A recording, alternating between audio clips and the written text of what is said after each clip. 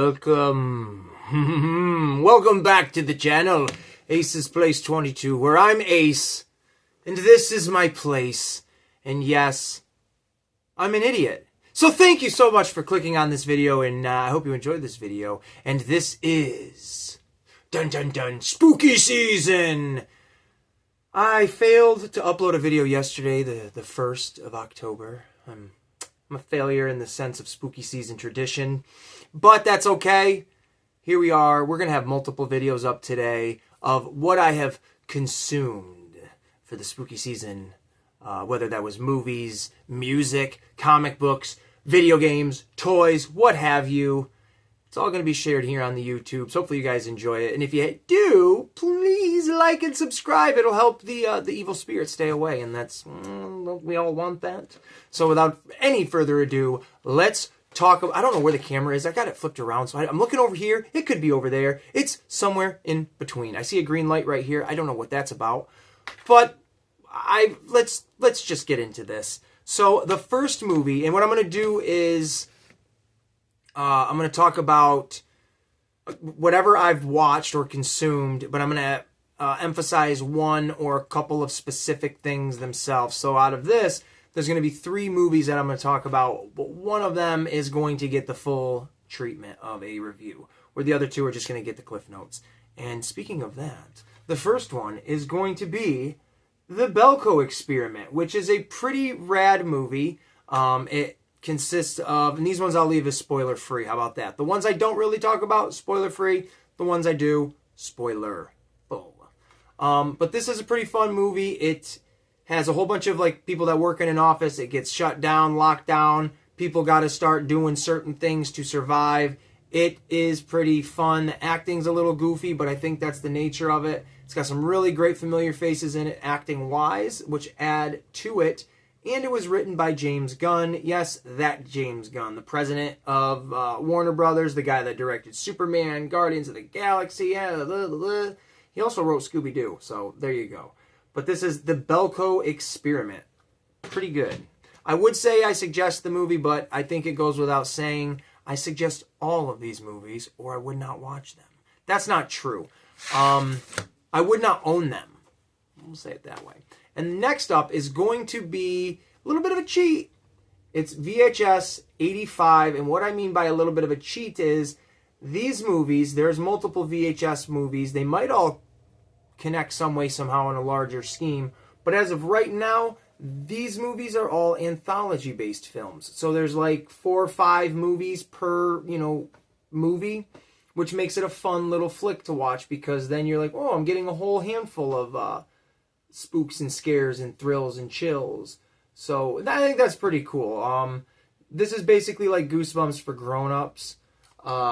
Very cool idea. This is the 1985 one where all of the VHS tapes are 1985 based. And what I mean as well by that is all of these movies consist of either lost, they're all found footage films, but they're either lost VHS tapes, just assorted collection, people stumble upon them, they're random, but all of the VHS tapes in their own right are their own story, but collectively build towards something bigger, and in between each set of VHS films per movie is a larger scaled film that is going on. So you got a whole bunch of things literally going on in one movie.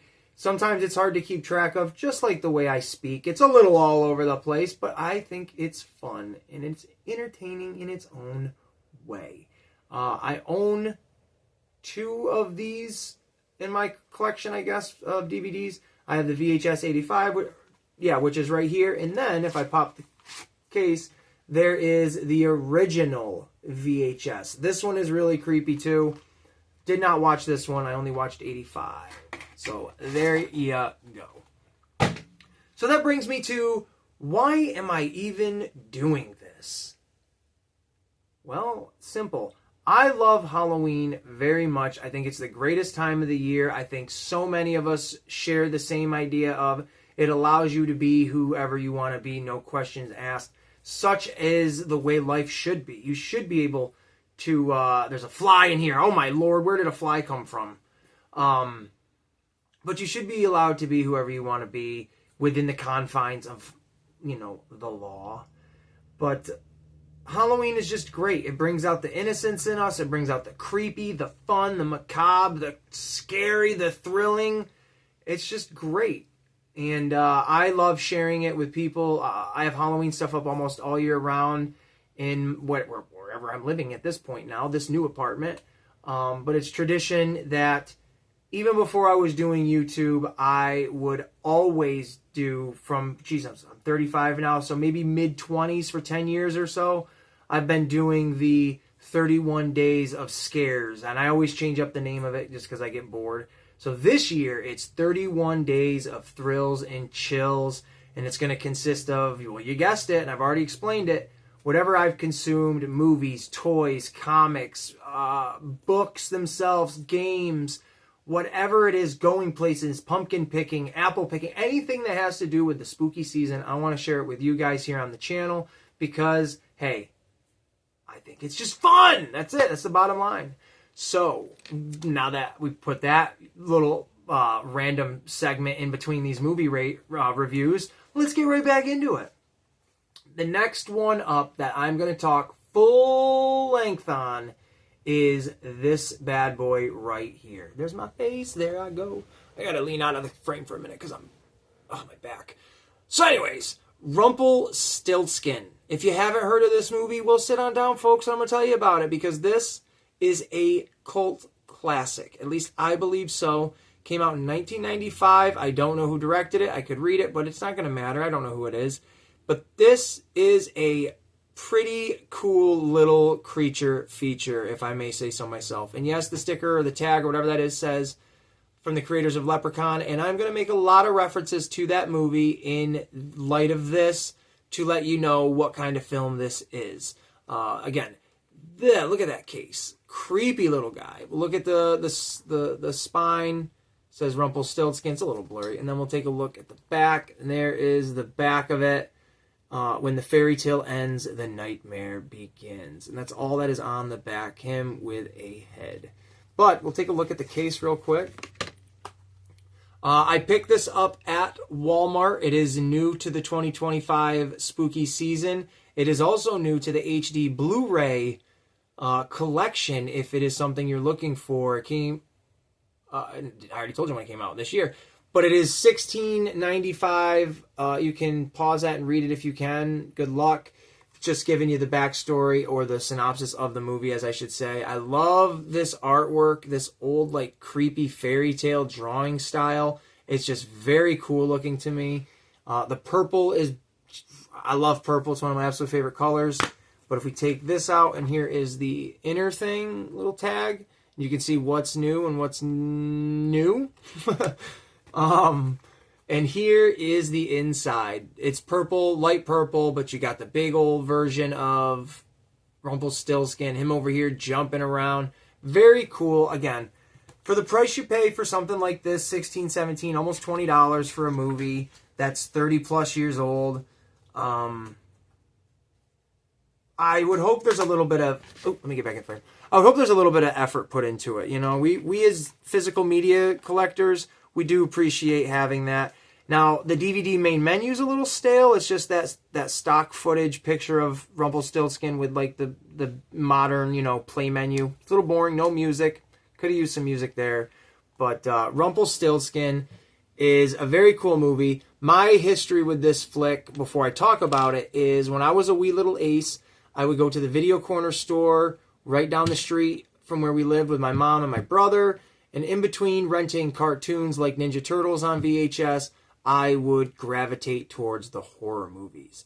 And Rumpelstiltskin was one that absolutely freaked me out. I never watched it prior to when I was, you know, the first time because I just thought this case was creepy. Like, he freaks me the freak out. And then one night I got brave enough and asked my mom if we could rent it. And she said, absolutely. The owner of the video corner store, he used to keep little chips, like almost like poker chips almost, but they were like more paper thin, little pegs on the case, and you'd have to take the chip off and bring it up to the register, and he'd trade, you know, you'd give it to him, and he'd go get the VHS, yada, yada. But I just always remember staring at this case just thinking, God, is he creepy. I mean, what is this, you know? But, and I was right, because I mean, what do I even want to say? Do I want to, yeah. His whole thing is, let's just get right into it. I'm staring at the guy, the face. I'm getting mesmerized by it as like a little kid again. I mean, look at that. Look how terrifying it is. Now, I will say this, in the movie, it's not as horrifying as one may think, but it's definitely freaky.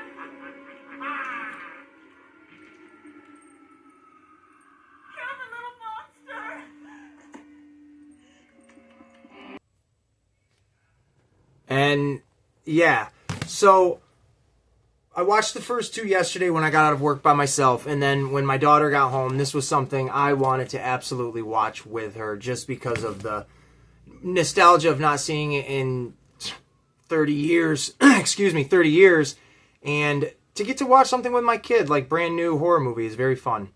So in this movie, it's all about him trying to steal a baby. Now, this is going to be spoilers full from what I can remember and recall.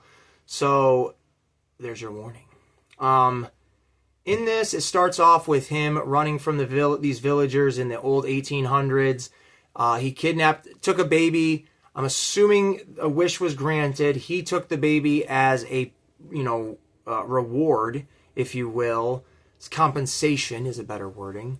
From what I've gathered, I don't know what he wants the souls for, to stay alive. There's no conversation or anything like that of him like transferring his body or anything like that I can remember. But he just wants this baby's soul. That's all it is. It's simple. Like I said, I'm going to make references to Leprechaun because, yeah, it was from the creators of it, but it's very simple in the idea of, like the leprechaun, leave my gold alone. If you take it, I'm going to come for it. I'm going to kill you. I'm going to do what I got to do. And this movie is very similar in that vein. It's very quirky, very silly. Not as silly, but it tends to be. Yes, it truly, truly does. There's a scene where he's on a motorcycle, and I couldn't help but just laugh in like pure joy of like, this is just awesome. This is so cool. But it's a little silly. I mean, the rock and roll music, he looks straight up like the Green Goblin in the scene. It's very fun, very, very fun.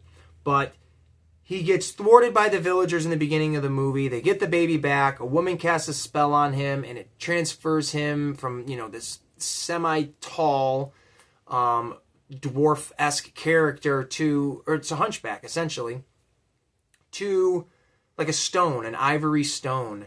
And it says modern day Los Angeles of 1995, but here we are 30 years later. And a woman, she has a police officer for a husband. He dies in the line of duty. She goes through her stages of grievance.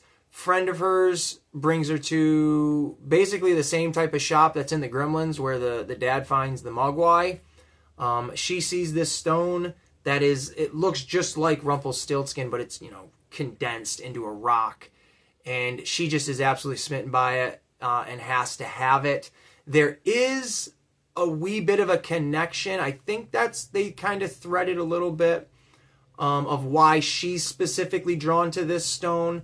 At one point, they're reading the Rumpelstiltskin fairy tale that, we all can look up and Google. And it says in it that Rumpelstiltskin wants the child of the first miller's daughter, which miller was a term for a worker way back when. So, and they make the joke saying, oh, whatever the woman's name is, your maiden name is Miller. Like, that's ironic. And now this like little Rumpelstiltskin's after your kid. Without them outright saying, oh, it's destiny that this Rumpelstiltskin 500 years later is out to get this baby that has a connection in the fairy tale. They don't go as far as that, but you can, from what I just told you, you can devise your own thought. You can come up with your own idea and theory of like, well, why specifically this woman? How many people have probably looked at this stone? Why isn't the person that owns the stone selling it, aren't they captivated by it like she is? You know, like you could definitely come to your own conclusion of like, oh, okay, I see where they were going there. But it's super subtle, super, super subtle. But she takes this stone home. She's engaged with talking to the picture of her dead husband that died in the line of duty, which, let me go back to that for a minute. Let me take a sip for a second, too. The way her husband dies is very, very, like, admirably trying to save somebody. Ends up getting shot to death. But goes, man, you never see this in movie. You always see, like, the good guy get killed and then, like, oh, that's it, and the bad guy gets away. No. In this, the bad guy shoots him. The cop, you know, he's on the ground getting ready to die, and, like, he's got his gun looking down the crosshair in real slow motion, and I'm like, I can't remember this movie beat for beat when I was a kid, but I'm like, he's gonna, you know, whatever. This will be a plot point. No, man, he, boom, right in his dying breath, takes a shot and caps the guy right in the back of the head. They show it. Blap. And pretty rad. My daughter and I at the same time were like, oh gosh, like it was pretty freaking cool. This movie definitely has the gore and then the itty gritty nastiness. It doesn't go full like tilt, but it definitely leans into it when they play around with the gore. It's pretty fun. But she's standing there talking to the picture of him. She starts to cry a little bit, of course, you know, she's grieving, and the tear drops onto the rock, or the stone, I should say, of Rumpelstiltskin, and immediately, like, there is no time to breathe in between from when that teardrop hits that stone to when that stone comes to life and forms into Rumpelstiltskin. And then from that moment, there is barely any breathing room from full on, wow, this is just kind of balls to the walls anarchy of this little gremlin trying to steal a baby, steals the baby, she's trying to get the baby back. There's really no like, oh my god moment, but there's a lot of cat and mouse back and forth. Very fun. I'm trying to remember something specific now and I can't.